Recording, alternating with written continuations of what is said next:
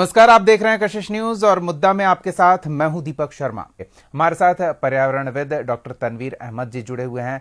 बहुत बहुत स्वागत है तनवीर जी। कांग्रेस की ओर से पार्टी का पक्ष रखने के लिए राज उरांव जी जुड़े हुए हैं। राज उरांव जी, आपका भी बहुत बहुत स्वागत है।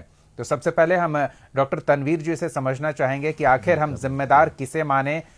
हाथी इंसानों की बस्ती में आ रहे हैं और वहां तोड़फोड़ मचा रहे हैं, जान ले रहे हैं लोगों की, या फिर इंसानों ने अतिक्रमण किया उनके क्षेत्र में और उसका खामियाजा भुगतना पड़ रहा है। किस तरह से मौजूदा परिस्थिति को देखें, क्योंकि मौत के आंकड़े भयावह स्थिति में पहुंच गए हैं। तनवीर जी, धन्यवाद। पहले की कशिश न्यूज चैनल ने इस पहल को तेजी के साथ बहुत कम समय में उठाया है। सबसे पहले मैं बता दूं कि हाथी के पर्यावरणीय परिप्रेक्ष्य में हम जा रहे हैं या हाथी हमारे पर्यावरणीय परिप्रेक्ष्य में आ रहे हैं। सबसे इम्पोर्टेंट है कि हाथी का 4 भाग में डिवाइड किया गया है झारखंड में। एक है सिंहभूम एरिया, दूसरा है डालमा, तीसरा है जो है वो पलामू टाइगर रिजर्व। तो जिसमें सबसे बड़ा क्षेत्र जो है वो सिंहभूम का है। सिंहभूम में 1300 स्क्वायर किलोमीटर से ज़्यादा जो है वो क्षेत्रफल है। और सेकंड जो सबसे लार्जेस्ट है वो 1026 स्क्वायर किलोमीटर का जो है वो पलामू टाइगर रिजर्व का है। और बाकी जो बचे कुछ हाथी हैं जो वो रांची जिला में रहते हैं। लेकिन इसमें सबसे महत्वपूर्ण बात आपको समझना होगा, आज से आपको 20-22 साल पहले जाना पड़ेगा। 20-22 साल पहले जो है वो हाथी जो है उनका जो संख्या था झारखंड में 752 था, जिसमें 542 हाथी सिर्फ और सिर्फ सिंहभूम एरिया में थे और सबसे कम हाथी रांची में था। लेकिन वही अगर 2017 का आंकड़ा आप देखेंगे तो 679 हाथी बच गया। और वही डीएनए सेंसस हुआ है 2025 में, तो आप देखिए कि हाथियों की संख्या 217 हो गई, यानी कि 68% घटा है। तो इसका मतलब आप समझ सकते हैं कि कहीं ना कहीं हम लोग का पर्यावरणीय परिप्रेक्ष्य जो है उसका दोहन हो रहा है।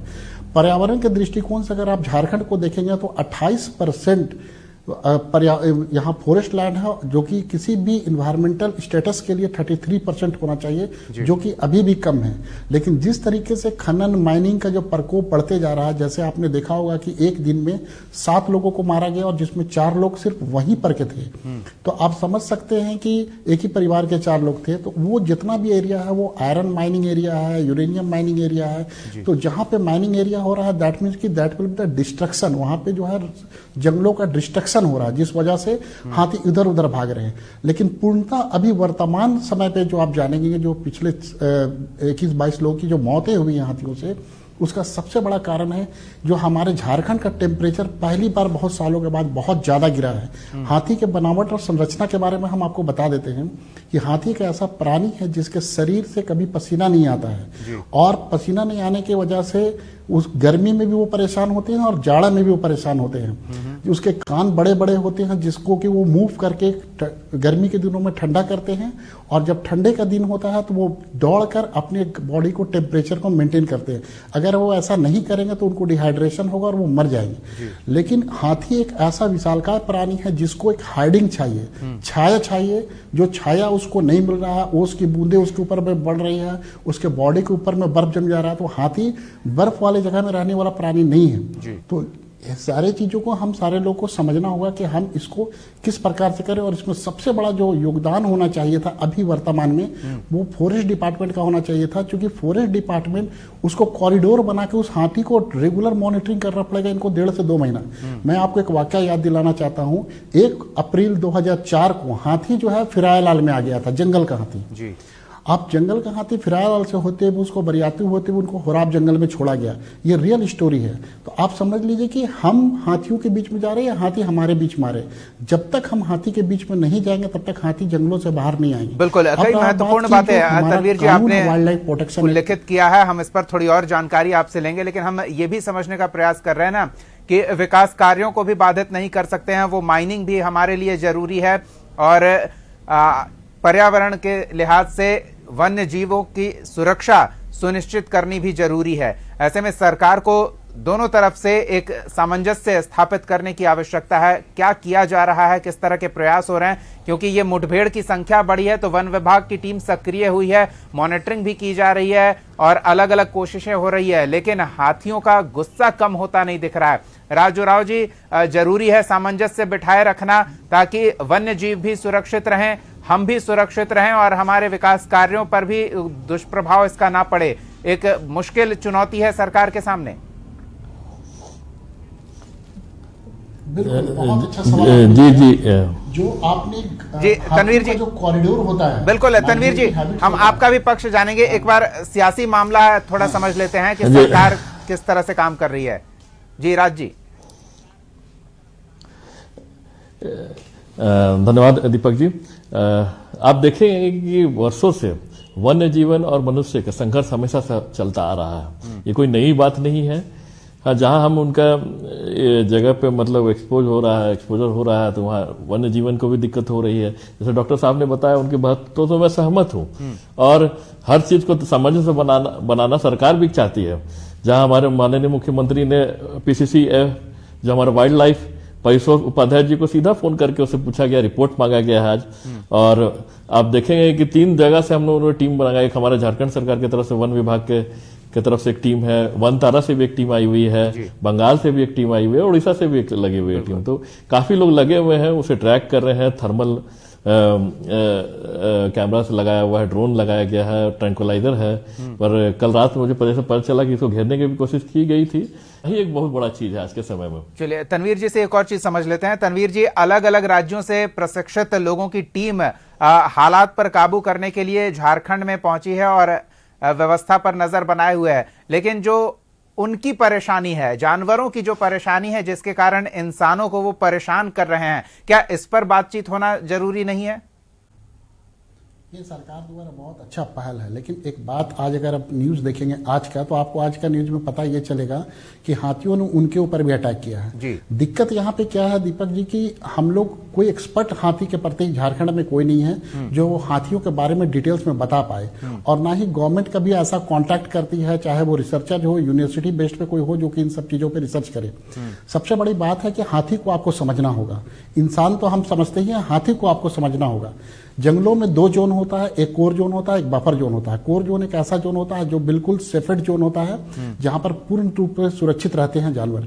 लेकिन जो बफर जोन होता है उसमें मूवमेंट इंसान का भी होता है और जानवर का भी होता है। वहां से इंसान सूखे हुए लकड़ी ला भी सकते हैं। ये एक सिस्टम है जो वाइल्ड लाइफ प्रोटेक्शन एक्ट के बाद ये सारी चीजें बनाई गई हैं। बट क्वेश्चन ये उठता है कि हाथी एक विशालकाय प्राणी जिसको प्रतिदिन 150 लीटर पानी, 250 केजी कम से कम उसको पत्ता चाहिए। अभी का जो मौसम है सारे पत्ते सूखने के कगार में हैं, उनको खाना कहां से मिलेगा? नंबर 1। नंबर 2 आप आइए जो सबसे इंपॉर्टेंट है जिसको कोई नहीं समझ पा रहा है। आप पता करेंगे कि जितने भी प्रत्येक साल जो हाथियों का जो आतंक मचता है एक पर्टिकुलर रूट पे मचता है, उसको कहा जाता है माइग्रेटरी रूट, जो उत्प्रवास स्थान होता है।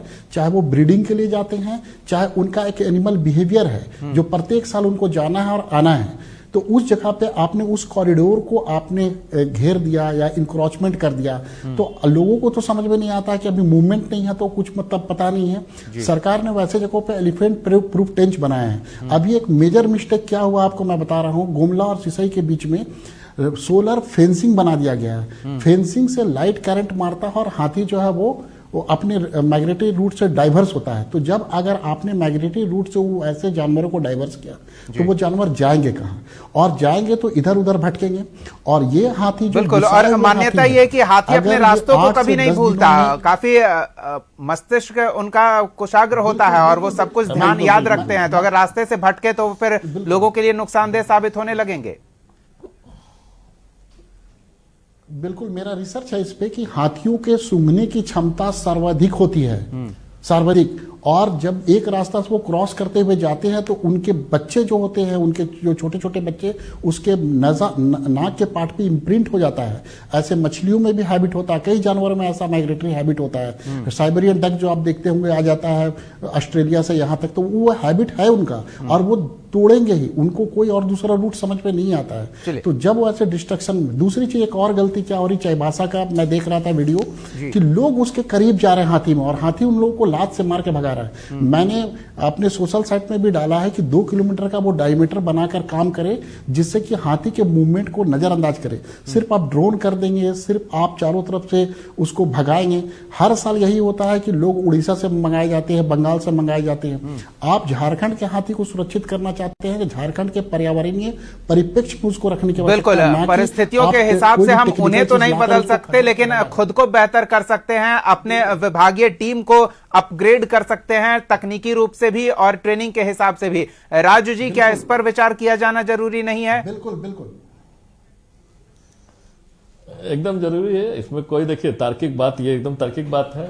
मैं वन्य जीवन को हमेशा हम लोग मतलब पूरे देश में, चाहे झारखंड में, तो इस पे सोच का विषय है कि आप देखिए कि बात करने वाली डिबेट के विषय है कि वन्य जीवन को भी सुरक्षा देना जरूरी है सरकार की तरफ से। बिल्कुल, ये बड़ी बात है। तनवीर जी, एक महत्वपूर्ण चीज आपने उल्लेखित किया है कि तापमान जितनी तेजी से इस बार गिरा है वो एक बड़ा कारण हो सकता है हाथियों के इस उद्दंडता का, कि वो उग्र हो रहे हैं, आबादी वाले इलाके में लोगों को देखकर हमलावर हो रहे हैं, क्योंकि वो अपनी जान की सलामती को लेकर ज्यादा परेशान नजर आ रहे हैं। इस पर क्या टीम ने विचार किया होगा, या फिर उन्हें सलाह देने की जरूरत है? आम लोग और इस तरह के जो सक्षम लोग हैं उनसे विभाग के अधिकारी संपर्क में रहते हैं, ये भी समझना चाहेंगे हम।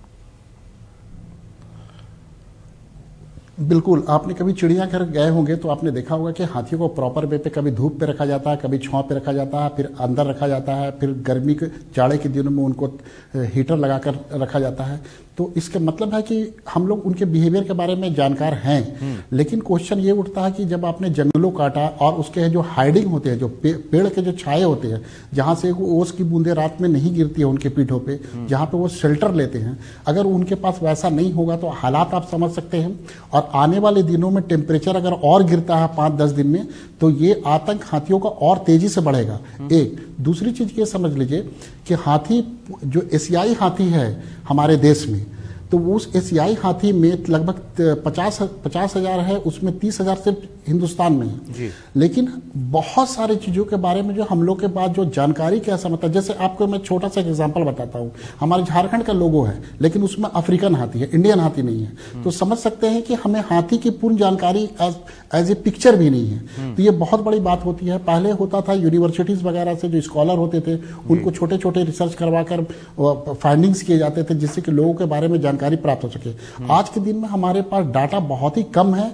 जब प्रॉब्लम्स होते हैं तब इनके बारे में सोचते हैं, लेकिन बायोलॉजिकल सिस्टम में जैविक और अजैविक घटक के बीच में एक सामंजस्य होता है। अगर जैविक चीजें अजैविक चीजों के साथ सामंजस्य नहीं बैठा पाएंगे तो ये जो डिस्ट्रक्शन आप देख रहे हैं, ये अभी देख रहे हैं। गर्मियों में हम देखते हैं कि गर्मी का जो टेम्परेचर बढ़ रहा है, वो सारी चीजें, तो ये आपको बराबर देखने को मिलेगा।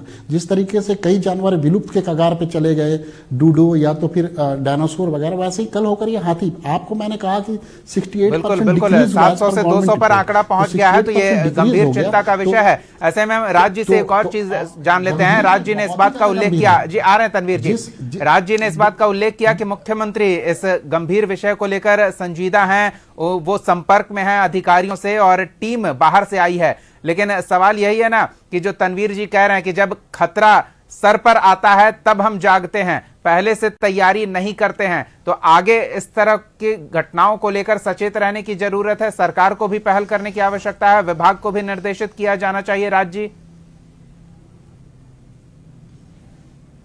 जरूर जरूर। देखिए, जब इस तरह की चीजें आती हैं तो सामने पता चलता है कि कुछ कमी है, और इससे पहले तो लगता है कि सब कुछ सामान्य है।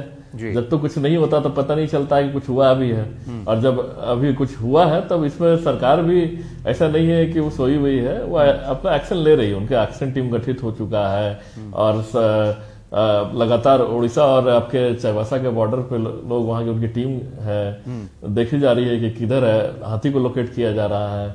और आप देखिए कि जिस तरह से मौसम का चेंज आ रहा है, ये मुझे लगता है कि सबसे गंभीर है। ये सिर्फ ये स्थान। लेकिन तनवीर जी, एक और महत्वपूर्ण चीज है, जिस तरह से हमने ट्रेनिंग की बात की है, सालों भर, आज भी डिजिटल जमाने में भी हम रात में आग जलाकर पटाखे फोड़कर हाथियों को भगा रहे हैं। उन पर नजर रखने के लिए मैनुअल लोगों को तैनात किया जा रहा है।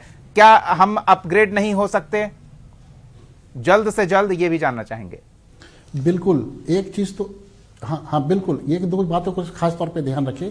किसी भी कीमत पे पटाखे ना फोड़े, किसी भी कीमत पे आग ना जलाएं, किसी भी कीमत पे आप जो है ये मिर्चा का धुआं उस पे ना करें। लेकिन तनवीर जी, अब तक तो यही उपाय करते रहे थे। उनसे वो भयभीत हो जाते हैं। तो ये मैंने क्या कहा, जानकारी की कमी है, जानकारी की कमी है। ये भयभीत होंगे, अगर एक किसी दूसरे जानवर के ऊपर पे भी आप ये काम करेंगे तो वो भी भयभीत हो जाएगा। तो आप ऐसा काम क्यों कह रहे हैं? मैंने क्या कहा कि आप उनके सराउंडिंग जो है वो 1.5-2 किलोमीटर का जो है वो आप कॉरिडोर बनाकर लोगों का रखिए जो फॉरेस्ट विभाग के हों, और वो उनको कैरी ऑन करते रहे जब तक वो सुरक्षित स्थान पे ना जाए तब तक। और मैं एक बात आपको और बता दूं, सरकार को भी पता होती है और सारे लोगों को, गांव वालों को भी पता होती है कि 3 महीना, आपको मैं अभी बता रहा हूं, अप्रैल मई जून ये मूवमेंट फिर बढ़ेगा। और अभी अक्टूबर, धान कटने के बाद अक्टूबर नवंबर दिसंबर जनवरी तक मूवमेंट होगा। तो हमें पता सब कुछ है, लेकिन हम खतरे को तब तक नजरअंदाज किए रखते हैं जब तक वो खतरा हमारे सर पर और हमारे लिए जानलेवा न बन जाए। इससे बचने की आवश्यकता है और व्यवस्था में सुधार की जरूरत है। हम उम्मीद करेंगे कि सरकार इस दिशा में पहल करे और लोगों की जो जान जा रही है उसे संजीदगी से लेते हुए समस्या के समाधान को लेकर प्री प्लान करके व्यवस्था बरकरार रखें, और जिससे एक बेहतर जीवन यापन की संभावना इंसानों के साथ साथ जानवरों के लिए भी बने और पर्यावरण, वन्य जीव और इंसानों के बीच बेहतर तालमेल स्थापित करके सबके लिए सरकार सोचे, कुछ विकल्प तलाशे, ताकि जान का नुकसान ना हो, चाहे इंसान का हो या फिर वन्य जीव का। बहुत बहुत धन्यवाद राज जोराव जी और डॉक्टर तनवीर अहमद जी अपना समय देने के लिए, हमारे साथ इस विषय पर चर्चा करने के लिए। मुद्दा में फिलहाल इतना ही। अगले दिन एक और मुद्दे के साथ हम फिर मौजूद रहेंगे। तब तक के लिए देखते रहिए कशिश न्यूज।